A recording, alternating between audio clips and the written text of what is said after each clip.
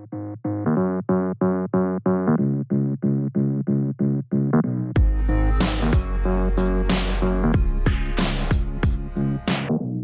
à tous! Bienvenue dans le premier épisode de Just In Tuned. Enfin, on va dire que c'est le premier bis, puisque le premier était une présentation. Alors tout d'abord, meilleurs vœux pour cette nouvelle année qui, je l'espère, nous allons vivre ensemble. Je vous souhaite de la joie, du bonheur, la santé, du kiff et surtout de la bonne musique. Allez, on file sur cet épisode où je suis allée à la rencontre de Diez. Pour ceux qui ne la connaissent pas encore, Diez est une artiste, auteure, interprète et véritable touche-à-tout. Ensemble, nous parlons évidemment de carrière musicale, mais aussi de comment construire son projet, quand en parler, quand on s'entoure des bonnes personnes. On parle aussi d'instinct, on parle d'organisation, de confiance en soi et de confiance en son univers musical. Mais on ne parle pas que de ça. Je vous laisse découvrir la suite et je vous souhaite un bon épisode. Salut Diez, je te remercie d'avoir accepté mon invitation pour participer à l'aventure du podcast Just In Tuned. Nous nous connaissons depuis un petit moment et je te suis sur les réseaux sociaux depuis quelques années déjà. On a déjà eu l'occasion de bosser ensemble sur quelques trucs et j'avais envie de t'avoir ici pour revenir sur ta carrière, pour mieux comprendre qui tu es en tant que femme, en tant que chanteuse, en tant qu'artiste et entrepreneuse, en tout cas professionnelle de l'industrie musicale. J'aimerais que nous revenions ensemble à tes débuts dans la musique à l'âge de 2 ans, à tes premières scènes, à ton parcours The Voice et à l'après The Voice, au moment où tu es devenue professionnelle et où tu en es aujourd'hui. Alors, bonjour, je suis ravie de pouvoir y participer et de pouvoir apporter mon feedback et mon expérience dans la musique à tous ceux qui voudraient s'y lancer. Alors, qu'est-ce qui m'a poussée à faire de la musique à 2 ans? À vrai dire, à part ma mère qui m'a poussée, rien du tout. C'est-à-dire qu'à 2 ans, tu n'as pas assez de recul pour savoir ce que tu veux faire dans la vie. À vrai dire, même à 18, même à 20 ans, tu sais, on n'est pas vraiment sûr de vouloir faire ce qu'on veut faire. Donc c'est vraiment parti d'une volonté de ma mère qui, en fait, à la base, pour la petite histoire, voulait m'inscrire à la danse classique, au conservatoire de danse. Mais comme c'était au même endroit et que le conservatoire de danse était fermé, elle a eu la bonne idée de m'inscrire à la musique. Et du coup, ça a commencé comme ça, donc un peu par hasard. Même si le rêve caché de ma mère, ça a toujours été de faire du violon. Donc, elle a un peu vécu son rêve à travers moi. Donc voilà, ça a commencé comme ça. Donc, jardin musical, à vrai dire, on découvre plus des sonorités, des sons, etc. C'est pas vraiment de la musique scolaire, quoi. On commence le solfège qu'à partir de 5 ans. D'accord. Et on choisit son instrument à partir de 6 ans. Et en fait, mon inscription au conservatoire a marqué en fait le début d'une scolarité musicale. C'est-à-dire qu'au même titre que j'allais à l'école en CP, que je suis rentrée à l'école en CP, j'ai fait un parcours de musique classique en parallèle. Donc vraiment, c'est l'école, quoi. Ça rigole pas, c'est des cours des cours intensifs, comme si on allait à l'école et on apprenait une nouvelle langue, sauf que cette langue, c'est la musique. Voilà, donc j'ai commencé à 5 ans le solfège, à 6 ans la guitare classique. Malheureusement, je n'ai pas pu faire de piano puisque les cours étaient pleins. Donc on a dû se rabattre sur un autre instrument. Et puis c'est un peu mon père qui a choisi. Il a estimé que c'était facilement transportable et que ce serait pratique pour moi. Donc j'ai pas eu trop mon mot à dire sur la question. À vrai dire, c'est compliqué quand même à cet âge-là de faire des choix, quoi. Donc ça a commencé comme ça. Et puis après, c'est devenu assez routinier. Je faisais du sport, je faisais de la musique. Et puis un beau jour, je me suis mise à chanter dans ma chambre.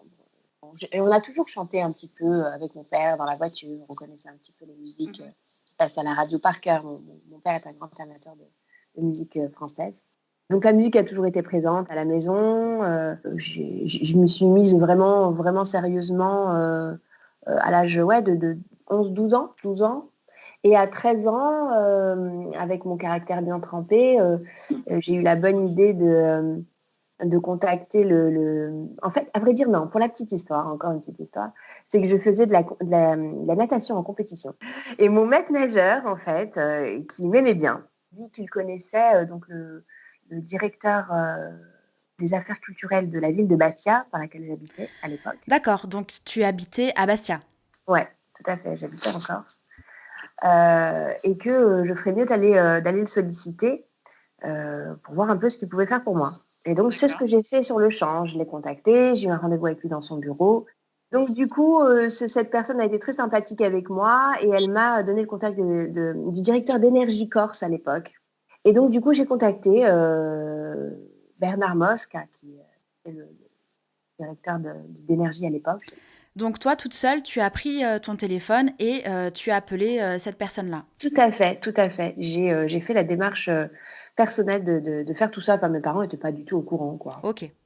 Et du coup, voilà, on s'est rencontrés. Il a tout de suite accroché et il m'a invité donc pendant la saison d'été sur les scènes d'énergie, des tournées énergie, dans lesquelles D'accord. venaient performer beaucoup d'artistes à succès du moment.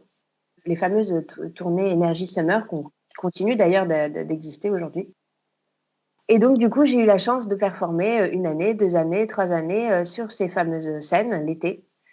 Et notamment, il m'a offert la scène de la fête de la musique chaque année aussi, le 21 juin. Et donc, ça a commencé comme ça, vraiment sur scène. C'est-à-dire qu'au moment où je suis sortie de ma chambre pour venir être révélée au public. Donc voilà. Et à l'âge de 16 ans, mes parents ont décidé de déménager en Amérique du Sud et j'ai décidé de ne pas les suivre. Ils m'ont laissé la possibilité de faire mes choix. Donc je suis montée à Paris. J'ai passé mon bac donc à Paris, à l'école militaire de Saint-Cyr, dans laquelle j'ai passé aussi une option musique. Ouais, autant utiliser ce qu'on a pour gagner des points. Donc, du coup, j'ai passé mon option musique et guitare classique pendant mon épreuve de bac. J'ai quand même eu une très bonne note, donc ça m'a vachement, vachement aidée. Et ensuite, après mon bac, j'ai pris une année sabbatique pour aller explorer les possibilités parisiennes de pouvoir développer ma carrière musicale ici. Donc à ce moment-là, tu as quel âge? À ce moment-là, je passe mon bac, j'ai 18 ans. Je D'accord. passe mon bac, j'ai 18 ans. Je suis à Paris, toute seule. Je chante. Comment faire pour développer ça? Bon, après, je m'étais inscrite, je sais pas si tu te souviens, si tu as connu ça. Étoile Casting, tu te souviens de ce site? Absolument pas. Alors peut-être que ça dira quelque chose aux auditeurs, mais c'était un site très, très, très connu, un des premiers sites qui mettait en contact des producteurs ou des gens de la musique avec des artistes. Mhm. Et donc tu payais, je ne me souviens plus exactement du montant, c'est pas très très cher, mais tu payais une somme pour pouvoir justement communiquer. Alors tu avais des casteurs, tu avais des producteurs qui cherchaient des artistes, tu avais des musiciens, t'as un tas de propositions comme ça que tu choisissais et tu rentrais en contact directement avec les gens. Et alors, je m'étais inscrite donc sur ce site et j'étais rentrée en contact avec un mec qui s'appelle Kéredine Soltani, Ouais. euh, qui, euh, qui en fait était le producteur de Zaz. À l'époque, il commençait à peine, il venait de la connaître. Je crois même pas, je crois qu'on s'est connus avant même qu'il connaisse Zaz d'ailleurs. Et donc c'est un gros producteur de la place de Paris, il travaille avec beaucoup, beaucoup d'artistes aujourd'hui. Donc cette personne-là, je l'ai rencontrée, elle m'a présenté d'autres personnes, et puis en fait j'ai commencé à faire mon petit chemin, mon petit réseau comme ça à Paris. Mhm. Et puis j'ai pas mal traîné dans le showbiz, j'ai fait pas mal de contacts à ce moment-là. Et puis je m'étais promis de reprendre mes études, de ne prendre qu'une seule année sabbatique. Donc à l'issue de cette année-là, j'ai repris mes études et j'ai fait un parcours scolaire, voilà, du niveau supérieur. C'est-à-dire j'ai fait un BTS en production musicale, une licence en marketing et ensuite un master en management. Et pendant ces 5 années d'études, je n'ai pas du tout fait de musique. Donc à ce moment-là, pour toi, c'était terminé la musique. Non, non, j'avais plus l'intention. J'avais rencontré mon petit ami de l'époque avec lequel je suis restée 5 ans, donc pendant toute la durée de mes études, et qui avait fini par me convaincre que c'était pas forcément un milieu fait pour moi, Ok. voilà, qu'il valait mieux être dans de la sécurité, etc. Et donc moi, toute seule à Paris, voilà, je m'étais un peu appuyée sur son expérience, sur lui qui était un petit peu plus vieux que moi. Et je m'étais dit, bon, ben tant pis, finalement, la musique. Mais ça a toujours été quelque chose qui était là en moi. Je n'ai jamais voulu vraiment. Qui ne m'a pas lâché. C'est pas moi qui n'ai pas lâché la musique, c'est un peu la musique qui ne m'a pas lâché. Et, et puis au bout de 5 ans, à l'issue de mon master, en fait, à l'issue de mes 5 ans d'études, d'un coup, comme ça, j'ai tout lâché. J'ai lâché mon mec, l'appart qu'on avait acheté, et je lui ai dit, écoute, moi, je veux faire de la musique, donc tant pis. Tant pis pour toi, tant pis pour nous. Là est arrivée l'opportunité The Voice. Et tu as quel âge à ce moment-là? J'ai 25 ans. D'accord. Enfin, j'avais rencontré Flo Mallet qui avait fait The Voice saison 1 Mmh. dans un studio un peu par hasard. Et il m'avait donné le contact de Bruno Berberes, qui est directeur de casting de The Voice et de beaucoup de Mmh. comédies musicales. Et j'avais contacté donc Bruno en lui envoyant mes éléments. Il m'a contacté 1 heure après en me disant: «Écoute, les castings sont clôturés, mais viens quand même». Et donc j'avais fait, ils étaient déjà en train d'enregistrer l'émission et j'avais fait un casting un peu, dernière minute et dans lequel, enfin j'ai réussi mon casting et donc je suis rentrée dans l'émission. Ça s'est fait très, très rapidement. Et du coup, voilà, j'ai fait l'aventure The Voice, 1re expérience audition à l'aveugle. Je pensais vraiment, vraiment, vraiment pas qu'ils allaient se retourner. Tu vois, j'étais une petite meuf, même si j'avais mon crâne rasé déjà depuis 2 ans, j'avais pas confiance en moi. C'est très difficile de se retrouver comme ça devant des acteurs du milieu, devant un public. C'est très, très, très compliqué au niveau, gestion du stress et cetera. La voix était tremblante, c'était vraiment très, très difficile comme expérience pour moi, je m'en souviens encore aujourd'hui. Et d'autant plus que, bah, tu n'avais pas fait de scène depuis des années déjà? Ah bah oui, j'avais pas fait de scène depuis extrêmement longtemps. Ça a toujours été Longtemps. très difficile pour moi de monter sur scène de toute façon, mais alors là, en plus, depuis des années, j'avais pas performé, donc c'était compliqué, ouais. C'est ouf, ce changement radical parce que tu ne fais plus de musique déjà depuis quelques années. Ta dernière scène remonte, encore plus loin et là, tu te jettes dans la fosse aux lions. Ah non, si, on me jette au lion. Normal. C'est très, très difficile à gérer.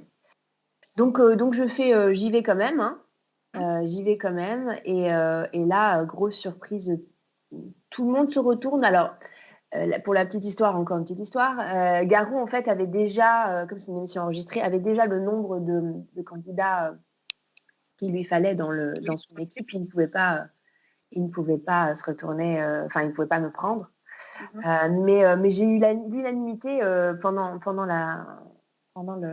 l'enregistrement, donc c'était très, très, très, très surprenant.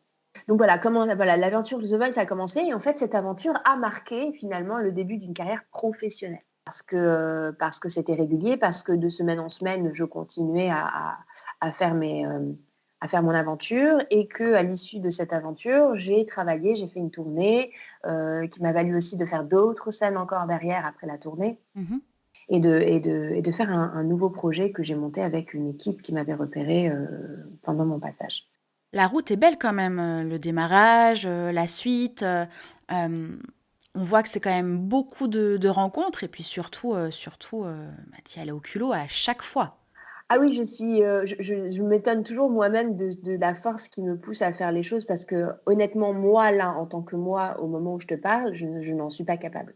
C'est très bizarre, ça paraît un peu Mmh. schizophrène ce que je suis en train de te dire, mais je t'assure que c'est très bizarre parce que quand tu es confronté à une situation, il y a quelque chose qui s'active chez toi, comment on pourrait appeler un mécanisme de survie très chimique qui te pousse à faire des choses que tu n'aurais pas faites en temps normal. Oui, mais bon, en même temps, l'instinct de survie, il est censé te sauver d'une situation. Toi, c'est l'inverse, tu te mets carrément en danger à chaque fois. Ouais, c'est vrai que je me mets carrément en danger. Et en plus, c'est à un niveau, supérieur à chaque fois. Ouais, écoute, je sais pas l'expliquer. J'ai toujours fait ça depuis toujours. Je sais pas pourquoi je fais ça, mais je le fais. Voilà. De toute façon, j'ai ma petite, dans ma spiritualité, je dissocie vraiment, l'esprit, l'âme de, la matière. Moi en tant que personne dans le corps. Donc je pense qu'il y a quelque chose, effectivement, qui me pousse à faire des choses que moi, dans la matière, je n'aurais pas faites, C'est hyper intéressant ce que tu racontes.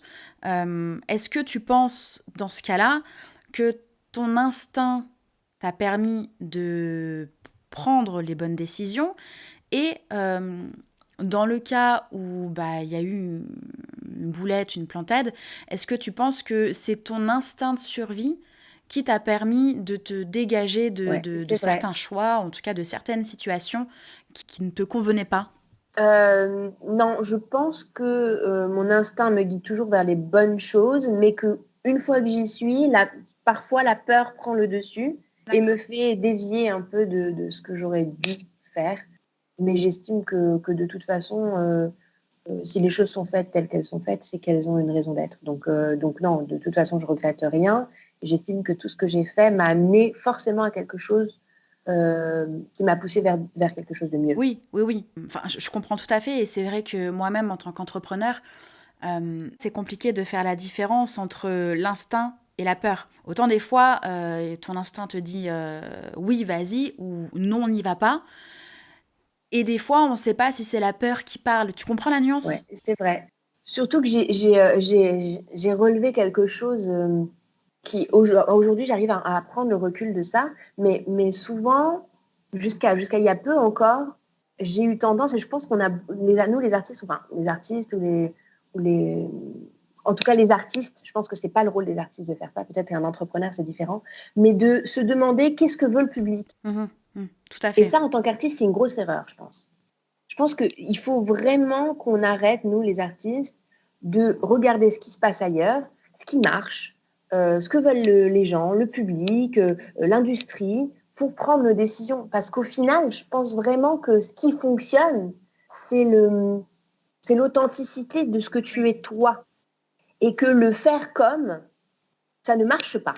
Ou alors ça marchouille un petit peu, parce que ça brouille un peu les pistes, et puis voilà, et puis on se lasse très très vite, parce que c'est comme, et ça n'a pas de consistance, tu vois. Mhm. Ça n'a pas d'authenticité, tu ne te différencies pas, tu n'as pas de...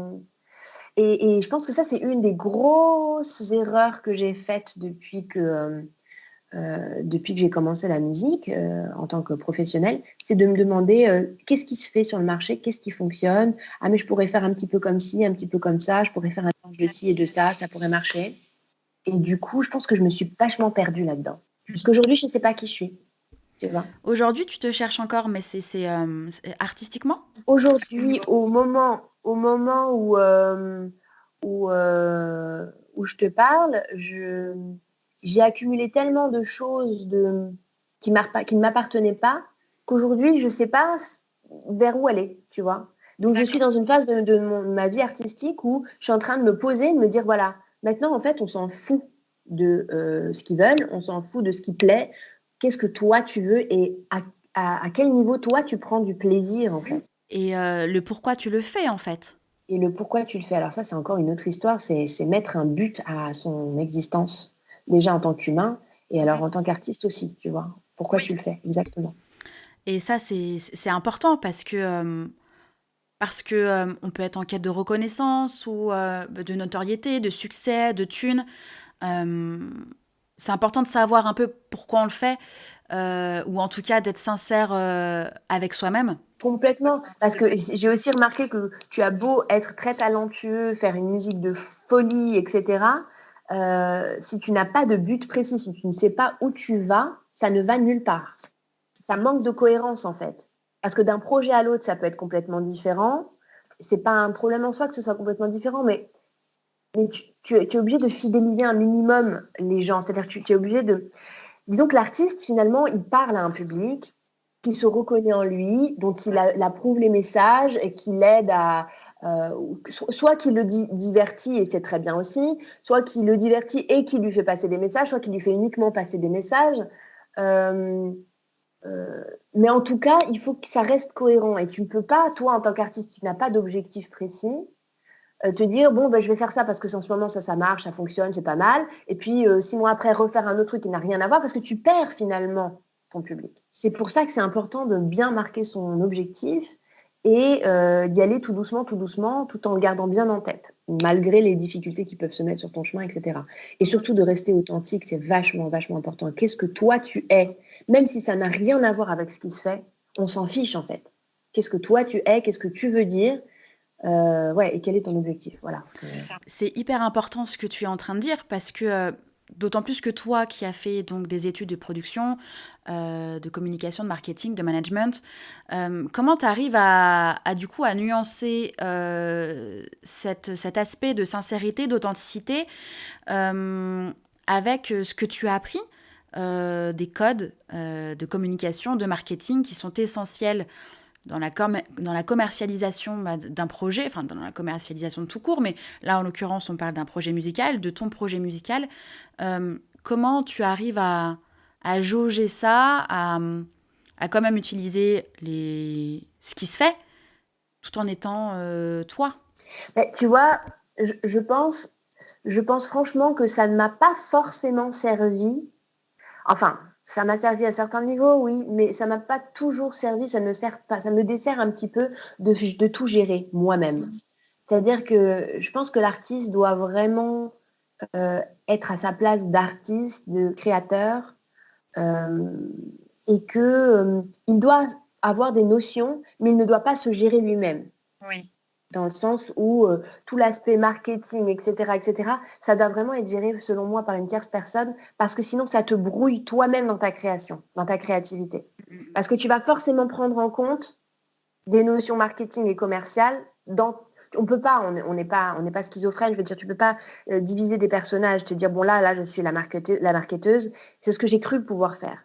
Et Oui. là, je suis l'artiste. Mais ce n'est pas possible parce que forcément, au moment où j'écris, au moment où je compose, forcément, je vais aller écouter des choses, je vais aller machin, mais je vais orienter inconsciemment ma créativité Bien sûr. par rapport à une réalité du marché. Et ça, je pense que les artistes doivent vraiment, vraiment faire attention à ça. C'est-à-dire que ne pas être stupide et ne pas non plus être complètement déconnecté de la réalité, mais quand même laisser faire quelqu'un d'autre. C'est-à-dire vraiment se contenter d'être créatif. Oui. S'entourer de gens qui s'occupent de l'art, etc., pour la vidéo, pour la photo, pour le mixage, le mastering, la production, les textes aussi, peu importe, tu vois. Mhm. Mais en tout cas, garder vraiment sa place d'artiste. Et ça, je pense que c'est vachement important. Aujourd'hui, en tout cas, avec mon expérience. Alors du coup, selon toi, à quel moment on commence à monter une équipe? À quel moment on s'entoure de personnes pour simplement être à la place de créateurs créatifs et laisser les autres gérer les autres corps de métier pour son projet musical? Est-ce que est-ce qu'il faut attendre de passer de semi-pro à pro? Est-ce que c'est justement le fait de s'entourer de personnes qu'on passe de semi-pro à pro? Est-ce qu'il faut d'abord avoir une communauté? À quel stade, en fait, doit être le projet musical pour, en tout cas, commencer à s'entourer de personnes autour de soi? Honnêtement, je pense déjà qu'on n'est plus dans l'ère de, de ces artistes et de ces productions où tu as un artiste avec un physique avantageux, une personnalité, une jolie voix et qui rencontre des producteurs et donc de cette rencontre va naître donc un projet. Je pense qu'aujourd'hui, on n'est plus dans ce système-là. Je pense qu'aujourd'hui, les artistes créent de chez eux, Oui. construisent quelque chose de chez eux, une identité de chez eux, quelque chose qui leur est propre de chez eux et que de cette chose qui est quand même plus ou moins aboutie, même, on va même vers quelque chose qui est de plus en plus abouti, voire même des produits finis qui sont déjà réalisés. Euh, et une fois que ça c'est fait, on rencontre donc les acteurs qui vont mettre ce produit-là sur le marché. On est de plus en plus dans ce système-là, je pense. À quel moment, je ne sais pas, tout dépend de qui tu es. Maintenant, je pense que, avec mon expérience, je pense que tu dois toi-même, toi, créer avec ce que tu peux, déjà toi, chez toi, faire le minimum avant d'envisager de rencontrer des producteurs et des acteurs du milieu. Je pense que c'est important que ça vienne de nous, qu'on ait quelque chose à dire, que de notre, même si c'est pas forcément qualitatif, même si tu fais ça sur GarageBand, même si tu fais ça sur, peu importe, mais sors quelque chose de toi, dis qui tu es d'abord, avant de vouloir rencontrer des gens qui vont magnifier finalement ton travail. Donc tu conseilles en fait qu'à titre individuel, il est important d'avancer soi-même, en tout cas au maximum de ses capacités, son projet musical, son univers, sa présence sur Internet, sa qualité sonore et visuelle, au lieu d'attendre que quelqu'un le fasse pour soi, parce que en avançant au maximum de ses capacités seul, on peut peut-être plutôt trouver des partenaires plus facilement et qui comprendront mieux le projet et qui auront envie d'apporter leur pierre à l'édifice au lieu de tout faire, quoi. Oui, oui, je pense qu'il faut vraiment que, si tu veux réussir en tant que professionnel dans la musique et je pense que c'est même pas que dans la musique, c'est dans tous les domaines, il faut que tu te bouges le cul, quoi. Et alors je vais te dire, je te le dis, je me le dis à moi-même, aujourd'hui, je suis à ce stade-là où j'ai toujours eu des beatmakers autour de moi qui me faisaient le travail, qui me mâchaient le travail et on rentrait en studio et on travaillait en studio. Mais je suis arrivée à un point où il y a une réalité, c'est que meuf, vas-y, en fait. Fais tes trucs, même si c'est nul, même si ça a l'air de rien, fais. Demain, ça sera mieux. Après-demain, ce sera mieux. La semaine prochaine, ce sera encore mieux. Mais fais quelque chose de toi-même. C'est important que ça vienne de nous, que ça émane de nous, que ça nous ressemble. Et si c'est nul, eh bien, c'est nul. On a aujourd'hui des moyens pour pas trop cher, tu investis au fur et à mesure, de pouvoir faire des choses extraordinaires, de créer de la musique, de pouvoir s'enregistrer, même si c'est pas une super qualité, mais on a des covers qui sont faites avec des iPhones sur YouTube et qui sont super et qui font des millions de vues. Donc, on n'a plus d'excuses, en fait. On n'a plus d'excuses. Et encore une fois, je te le dis à toi, je le dis aux auditeurs, mais je me le dis à moi-même parce que je suis exactement dans ce stade-là où on doit se bouger les fesses à créer nous-mêmes nos supports avant de vouloir collaborer avec des gens, quoi. Alors du coup, à travers tout ça, toi, aujourd'hui, comment est-ce que tu fonctionnes? Est-ce que tu fonctionnes toute seule? Est-ce que tu as des partenaires? Est-ce que tu as une personne qui t'accompagne? Écoute, je fonctionne beaucoup trop toute seule parce qu'en fait, c'est simple, c'est une réalité, quoi. Je sais que je n'ai pas trouvé, j'ai beaucoup, enfin, je suis très exigeante dans ce que je fais, dans mon travail. Je préfère ne rien faire que de faire quelque chose qui ne me ressemble pas et qui n'est pas au niveau de la qualité j'exige. Donc je marche toujours toute seule dans le sens où c'est moi qui suis à l'initiative de mes projets et donc je prends dans mon équipe, au fur et à mesure des projets, des gens qui vont correspondre à mon besoin.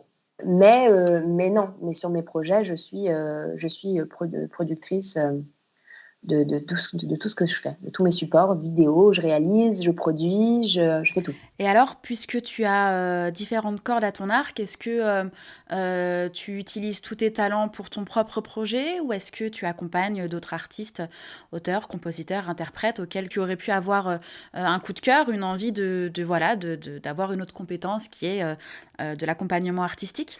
Écoute, non, c'est quelque chose que j'aimerais beaucoup faire, à l'avenir. Maintenant, j'essaye moi d'aller au bout de ma démarche artistique, donc je pense que c'est bien que je reste concentrée sur ce que je fais moi. Ça aussi, c'est un conseil que je donne, à tous ceux qui voudraient se lancer dans la musique ou qui y sont déjà. Faut pas trop s'éparpiller, je pense, tu vois? Je pense que c'est important de se concentrer sur un truc, de le faire bien et de l'aboutir, tu vois? Faut pas trop, s'éparpiller. Tu ne peux aider les gens que quand toi-même tu es déjà un petit peu en place. Typiquement, les conseils de sécurité dans un avion, quand il y a un problème, c'est que les masques à gaz donc descendent. On te donne l'instruction de toi-même d'abord t'installer le masque à gaz avant d'aider ton gamin qui est à côté. Parce que si tu crèves, le gamin il crève aussi. Donc d'abord, moi je suis en place, je suis droite dans mes bottes, je sais où je vais. Après seulement, je peux me permettre de donner des conseils ou d'accompagner. Alors, j'aimerais juste faire un petit détour sur, ta propre communication et ton image de marque.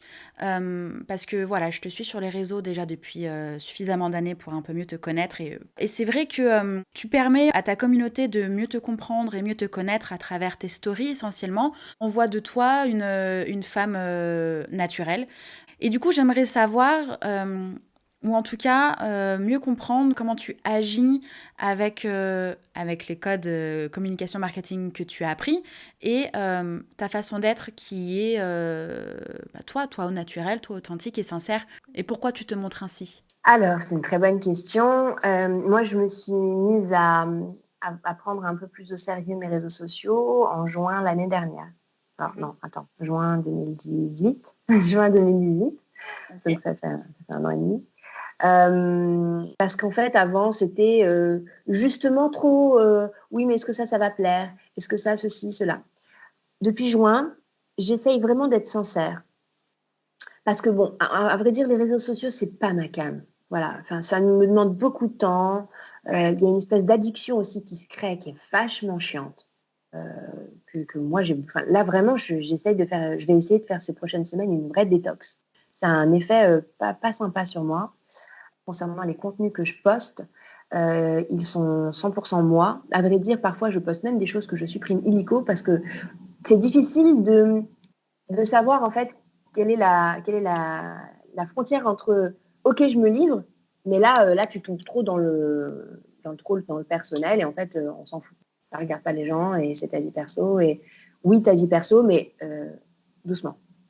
Donc c'est un peu c'est pas facile de faire de marquer la frontière en fait. Mais tout ce que je poste sur mes réseaux, c'est toujours très sincère. Et puis il y a aussi dans mon travail spirituel, moi personnel que je fais, cette notion de montrer que tu es humain. C'est vachement important. Et dans l'humain, tu as tes phases où tu es fort, tes phases où tu es belle, tes phases où tu fais de la musique, c'est génial, où tu es superbe, mais tu as aussi tes phases où ça va pas en fait. Ça va pas et il n'y a pas de raison en fait de montrer aux gens quand ça va et quand ça va pas, ben non. Faut pas être faux en fait. Donc ça c'est important pour moi de le montrer aussi parce que je pense que les faiblesses qu'on a nous en tant qu'humains, au-delà d'être artistes, elles montrent une force. Elles montrent la force que, justement, avoir la force de montrer ses faiblesses, c'est une force que tout le monde n'a pas. Parce qu'on est arrosé d'images comme ça, de nanas super gaulées, de nanas super successful, nanas et mecs, hein, qui brouillent un peu la réalité de la vie, quoi. Et qui nous font nous sentir mal parce qu'on n'est pas au même niveau. Mais non, en fait, non. Oui, des fois, t'es bien, et bien des fois, t'es pas bien. Donc pour moi, c'est important. C'est important. Et puis, comme je suis quelqu'un de très spirituel, j'aime aussi poster des choses qui vont inspirer aussi ma communauté, puisque j'ai une communauté qui est très proche de ce que je suis, tu vois. Ils me ressemblent vachement. Ça m'a vachement étonnée, tu vois. C'est une expérience que j'avais jamais eue avant, d'avoir des milliers de gens comme ça qui te suivent et qui te ressemblent un peu, tu vois, et qui se reconnaissent dans ce que tu produis, quoi, dans ce que tu dis. Et c'est vachement cool. Vraiment, j'ai vraiment pas du tout de stratégie de réseaux sociaux. Je sais même pas s'il faut en avoir une, à part celle d'être vraiment sincère et honnête avec les gens. Et je pense que ça paye toujours. Et puis que finalement, on attire ce qu'on est. Voilà, ça c'est une de mes phrases favorites. Je pense vraiment que dans la vie, on attire ce qu'on est. Et je suis vraiment super contente d'avoir une communauté comme la mienne. Et tu t'en rends compte qu'elle est engagée à quel moment, ta communauté? Est-ce que c'est quand elle se déplace pour te rencontrer à tes événements? Ou est-ce que c'est parce qu'elle interagit avec toi en échange, une story par exemple, ou un message privé, ou en commentaire sur tes publications? Voilà, quel est le lien que tu as avec ta communauté? Comment est-ce que tu mesures l'engagement de ta communauté?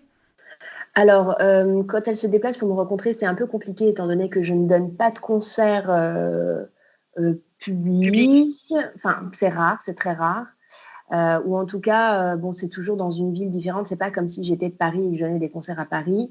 Oui. Là, depuis que je suis partie au Maroc il y a 1 an et demi, des fois c'est Casa, des fois c'est Rabat, des fois c'est Marrakech. Donc, il n'est pas toujours possible pour ma communauté de me suivre là où je suis. Maintenant, oui, je vois leur engagement par rapport à leur réactivité sur les réseaux, les messages qu'ils m'envoient. Je m'efforce vraiment de répondre à tout le monde.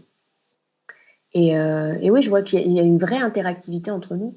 C'est surtout ça. Je vois qu'ils sont très réactifs, qu'ils ont leur opinion aussi sur des choses que je peux émettre, sur lesquelles ils ne sont pas d'accord. Donc on échange, on est dans quelque chose de très respectueux. Et voilà, je vois leur engagement par rapport à ça. Alors, ça me permet de te poser une question. Est-ce qu'il ne faudrait pas plutôt avoir une plus petite communauté, mais qui soit assez engagée, voire très engagée, ou une grosse communauté avec peu d'engagement, peu d'interaction avec toi, ton univers et ton projet? C'est vrai que le nombre de followers, c'est assez important, voire très important en période de prospection, en période de promo, au moment où tu cherches d'autres partenaires. Le monde attire le monde, et plus tu as de gens, plus tu attires de gens. Mais voilà, est-ce que c'est plus important d'avoir plus d'engagement qu'une grosse communauté? Je pense que c'est important d'avoir des gens qui te soutiennent, peu mais engagés, que beaucoup et pas engagés. Donc, parce que ceux qui sont engagés vont relayer l'information, alors que ceux qui ne le sont pas vont se contenter de l'avoir passé. Donc, c'est important d'avoir une communauté qui est engagée. Et le nombre de followers, oui, c'est important, mais ça ne peut augmenter que si ton contenu est intéressant et pertinent et qui cible les bonnes personnes. Oui, et proposer du contenu intéressant, pertinent, de façon régulière. Parce que si tu es là une fois tous les 36 du mois, tu passes pas beaucoup dans le fil d'actu, quoi. Ouais, effectivement, la régularité, c'est un, c'est un des points super chiants des réseaux sociaux. On s'en passe très bien d'ailleurs, mais c'est comme ça. Les algorithmes veulent qu'on soit présent et que du coup, notre propre activité attire les gens. Oui, totalement, c'est clairement ça. Et du coup, comment est-ce que toi, tu t'organises? Est-ce que tu programmes tes publications, enfin, tu les prépares en amont, tu les programmes comme ça, tu t'occupes exclusivement de tes stories? Est-ce que tu utilises un outil particulier? Voilà, comment tu t'organises pour être présente sur les réseaux sociaux sans que ce soit un calvaire et sans que ce soit une prise de tête au quotidien et un rappel journalier de oh mince, il faut que je sois présente? Alors là, je peux te parler en tant que marketeuse. En tant qu'artiste, en ce moment, je me suis un petit peu retirée. J'avoue, je poste pas beaucoup. Je fais beaucoup de enfin plus de stories que de posts.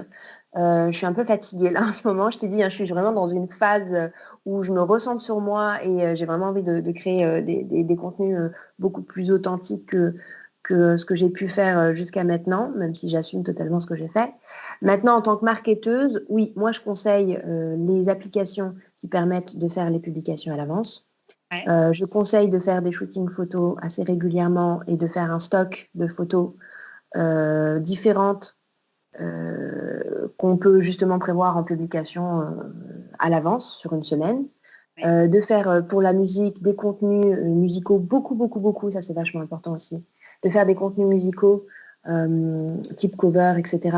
assez régulièrement aussi. Au moins 1 à 2 par semaine, ça c'est bien. Et beaucoup communiquer en story, faire participer les gens avec des questions, par exemple, leur poser des questions sur ce qu'ils voudraient, leur demander leur avis sur des sujets divers et variés, pas forcément qui concernent que la musique d'ailleurs aussi, hein. Ils peuvent concerner leur vie personnelle, leur vie affective. Donc, voilà, garder une activité comme ça régulière avec sa communauté, prévoir ses publications à l'avance, avoir une stratégie de publication, je pense que c'est vachement important. C'est pas ce que j'ai mis en place parce que je suis le chausseur mal chaussé, mais c'est ce sur quoi je conseille les gens et que j'aimerais faire aussi, j'aimerais mettre en place parce que je sais que ça paye. Alors, on a parlé de ta communauté, de comment tu interagis sur les réseaux sociaux. J'aimerais revenir un tout petit peu sur dans la vraie vie, parce que donc tu as dit que tu avais pris une année sabbatique et que pendant cette année-là, tu avais rencontré pas mal de monde, beaucoup de monde en tout cas. Comment est-ce que tu as créé ce réseau? Comment est-ce que tu l'entretiens et comment est-ce que tu le fais évoluer au jour le jour? Alors, je pense que déjà, de base, comme je le disais tout à l'heure, on attire ce qu'on est et on attire ce qu'on appelle. Donc déjà, je pense qu'il faut avoir déjà un mindset, un état d'esprit qui soit hyper fort, qui soit hyper qui soit winner en fait. Qui soit j'ai confiance en moi, je veux rencontrer telle personne, te faire une liste, faire vachement de recherches, regarder qui sont les acteurs du milieu dans lequel tu veux évoluer, etc. Bien les cibler, etc. Et ensuite essayer de les contacter. Contacter par email, par Instagram, essayer de repérer des soirées dans lesquelles tu peux aller effectivement où un tel peut te présenter un tel qui peut te présenter un tel. Moi, ça fonctionne vachement comme ça. Et Instagram est un outil incroyable. Moi, j'ai rencontré tellement de gens sur Instagram. Parce que du coup, si tu as du contenu intéressant et que tu contactes quelqu'un qui va forcément aller voir, bon, après, s'il a 2 millions de followers, ça paraît un peu compliqué. Mais si c'est des acteurs du milieu, etc., ils vont aller voir forcément ton profil. Et si ton profil est intéressant et leur parle, forcément, ils vont venir te répondre, etc. Donc, c'est vachement utile, Instagram. Et après, il y a le classique, il y a le mail. En tout cas, je pense que ça part vraiment d'une formulation personnelle. Je veux ça, donc j'obtiens ça. Voilà. Alors du coup, tu sais à peu près qui est-ce que tu veux rencontrer, tu recherches un peu quel est son réseau et comment tu pourrais atteindre cette personne-là dans la vraie vie. Tu vas à des événements, des soirées, tu contactes les gens par mail et par Instagram principalement. Mais une fois que tu as ces contacts-là, que tu as échangé avec eux, comment tu maintiens le lien? Voilà, est-ce que tu en fais que de l'auto-promo? Est-ce que tu envoies des petits coucous? Comment voilà, tu maintiens, nourris ce lien au fur et à Je mesure? fais des petits coucous. Bon, alors, je prends les numéros WhatsApp ou leur numéro de téléphone. J'envoie un petit message de temps en temps. Salut, j'espère que tu vas bien. Voilà mon dernier truc. J'espère que ça te plaira. Ou ah, ce serait cool qu'on aille se prendre un café, un de ces quatre. Je suis à Paris, je suis dans le coin. Euh, J'envoie un petit message sur Instagram ou j'envoie une petite publication qui m'inspire sur Instagram. Je lui envoie. Quand j'ai un projet en cours, effectivement, j'envoie. Maintenant, tout au long de l'année, quand même, j'envoie des petits clins d'œil pour maintenir le hello, je suis là. OK, bah, écoute, c'est super comme précision, en tout cas, c'est très intéressant de voir un peu toi, comment tu fonctionnes, un peu comment aussi il faut se comporter parce que, j'ai l'impression qu'en tout cas, d'un point de vue personnel de ce que je reçois, c'est vraiment: «Hello, je m'appelle untel, je fais ça, viens liker, viens kiffer ma page, viens écouter mon son, viens streamer, viens me faire une vue supplémentaire, voilà. Il y a pas d'échange humain, il n'y a pas de lien en tout cas sur le moyen long terme et c'est intéressant de voir que du coup ça a l'air de payer avec toi et que c'est des choses importantes quoi. On a fait déjà un joli tour de ta vie, un joli tour de ta carrière et un peu de ton fonctionnement. Est-ce que tu penses, avoir autre chose, à rajouter? Voilà, est-ce qu'il y a un point important, que tu souhaites, à nouveau aborder, approfondir ou non? Non, je pense qu'on a tout dit. Simplement peut-être dire que avant de solliciter ou avant de vouloir rentrer dans ce milieu professionnel de manière très sérieuse, il faut vraiment être préparé. Dans le sens où il faut être prêt. Non, même pas préparé, il faut être prêt. C'est-à-dire que tu ne peux pas laisser ta chance passer. Il faut être prêt au moment où elle passe. Donc, si tu sollicites, tu vas chercher ta chance. Au moment où tu vas la chercher, assure-toi d'être vraiment, vraiment prêt, d'avoir tous les éléments qu'il faut, etc. Et d'être au maximum de ce que tu peux faire. Tu ne peux pas arriver en étant brouillon. Voilà. Parce que peut-être que cette chance-là ne se représentera pas. Tu ne le sais pas. Donc, mets les chances de ton côté et sois prêt au moment où ça arrive, quoi. Comment? Quand est-ce que tu es prêt? Quand tu as une équipe, quand tu as un site internet, quand, tes titres sont déjà masterisés, quand tu as des clips, quand est-ce que tu es prêt dans tout ça? Tu as au moins une maquette qui tient la route, tu enregistré en studio ou pas forcément en studio, là, avec ton micro ici, chez toi, avec un micro. Tu demandes à un pote de te prêter son home studio. On a des moyens très simples maintenant d'enregistrer les choses. Juste toi prêt et des visuels. Contacte les gens sur Instagram, des photographes qui commencent, qui veulent faire leurs armes aussi. Fais des collabs et des supports vraiment et de la matière avant de vouloir te lancer et assure-toi que ce que tu as, c'est assez qualitatif avant de te lancer. Demande autour de toi à des gens qui sont objectifs aussi, hein, parce que les amis ont tendance à dire ah c'est super, mais donc non, quand je dis qu'il faut être prêt, c'est vraiment ça. Tu peux pas, il faut être prêt, voilà. Et si ça demande 1 an, 2 ans, 3 ans, et ben ça demande 1 an, 2 ans, 3 ans. C'est pas grave. Parce que peut-être que si tu n'as pas attendu ces 3 ans pour être prêt, tu vas te griller et puis peut-être que ce serait arrivé dans 3 ans, mais comme tu t'es grillé avant, ben, ce ne sera jamais. Voilà, donc il faut être prêt, c'est important, de bien se préparer et d'être sûr de soi. Travailler sa confiance en soi, c'est vachement important parce que au-delà de ce que tu peux dire ou faire, ce que tu dégages parle au moins à 50% pour toi. Donc c'est important, toi, de faire un travail spirituel, un travail d'état d'esprit, un travail de développement personnel qui va, toi, déjà te mettre dans une logique de winner et qui va te permettre de faire au moins 50% du travail. C'est un travail de ouf en fait, parce que à la fois il faut travailler donc sa tête, son mindset, son projet, son look, sa communication, son marketing, c'est sans fin. Faut beaucoup donner tout seul et c'est Mais qui colossal. a dit que c'était simple d'être artiste? Parce qu'en fait, on nous vend en fait trop d'images de Star Academy, de The Voice, de célébrités, de Secret Story, de trucs comme ça, où la célébrité est devenue en fait l'objectif de réussite de tout le monde. Mais non, en fait, ça marche pas comme ça. Ça marche pas comme ça. C'est-à-dire que oui, tu peux faire Secret Story et être célèbre et vendre des produits et vendre des bonbons sur Instagram. C'est possible. Mais je sais pas, après, ça appartient à chacun, hein. Chacun voit midi à sa porte, tu vois.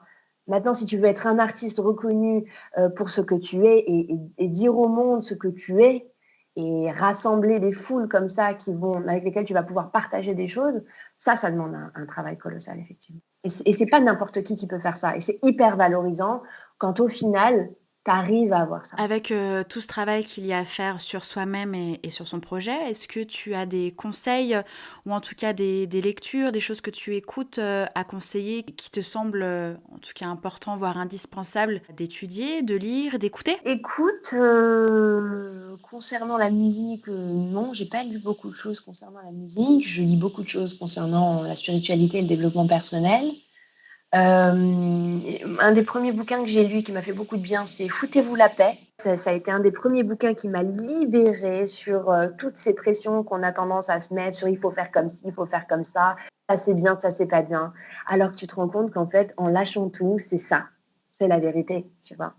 Donc, je conseillerais ce bouquin-là. Je vais mettre dans la description de l'épisode, le lien où est-ce qu'on peut trouver le livre, ce sera plus simple. Super. Et en ce moment, je suis en train de lire Journal d'un touriste du bonheur de Jonathan Lehman, que j'adore parce que j'ai beaucoup ri.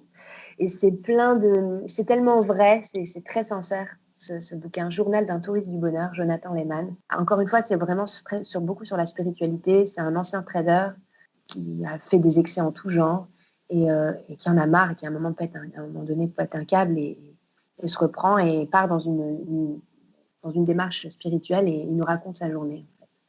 Et c'est génial. On rit beaucoup d'émotions. Moi, je me suis vachement reconnue aussi en lui. Donc voilà, les deux gros bouquins là qui m'ont marqué, c'est ceux-là.